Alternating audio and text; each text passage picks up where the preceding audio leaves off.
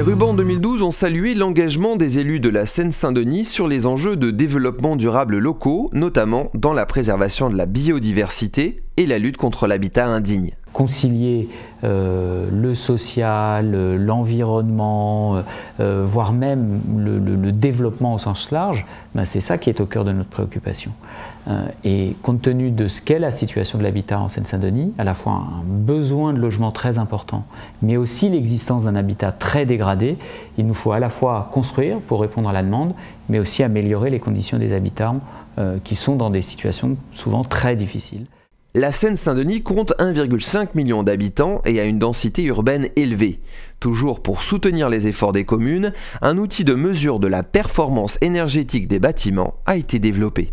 Nous avons réalisé ce qu'on appelle une thermographie aérienne qui nous permet aujourd'hui d'isoler les îlots de chaleur par les toitures. Donc c'est un avion qui passe au-dessus du territoire de la Seine-Saint-Denis qui nous a permis de montrer où étaient les déperditions de chaleur par les toitures et qui identifie donc sur ce territoire ces déperditions pour permettre aux collectivités, puisque nous l'avons mis à la disposition des collectivités territoriales notamment, pour éventuellement investir, travailler sur ces questions. Puis la question de l'énergie est une question quand même aujourd'hui primordiale dans notre pays.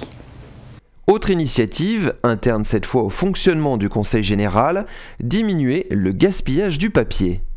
Imprimeco, c'est un projet qui s'inscrit dans la démarche d'éco-responsabilité du département. Donc on est là à la reprographie, les ateliers de reprographie. C'est un service qui s'implique énormément, donc le message qu'on veut passer aux agents, c'est si vous imprimez à la reprographie, c'est mieux fait, ça coûte moins cher. Et puis à côté de ça, en fait, on a tout un volet, on va faire évoluer les machines, c'est-à-dire qu'on va passer d'imprimantes qui sont individuelles sur les bureaux à des imprimantes mutualisées. Donc là, c'est une autre direction qui est impliquée, la direction des systèmes de l'information.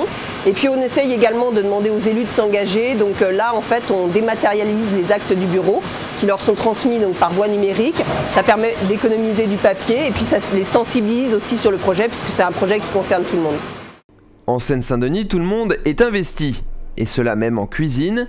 Dans les crèches gérées par le département, les enfants sont soignés. Nous avons du steak haché bio en crèche. Bon, les parents apprécient que leur enfant mange du bio. Tout est préparé dans ma cuisine. Il a été demandé que d'ici 2012, par les accords de Grenelle, qu'il y ait à peu près 20% du volume de l'alimentation dans la restauration collective en bio. Donc au niveau des crèches, pas de problème, on a atteint cet objectif. C'est également de favoriser pour certains marchés, je pense aux frais, les filières courtes. Donc on veille avec une de mes collègues à ce que les pommes ou les salades ne viennent pas de trop loin, mais que ça reste un petit peu local, Normandie, Bretagne, et non pas peut-être des pommes d'Italie.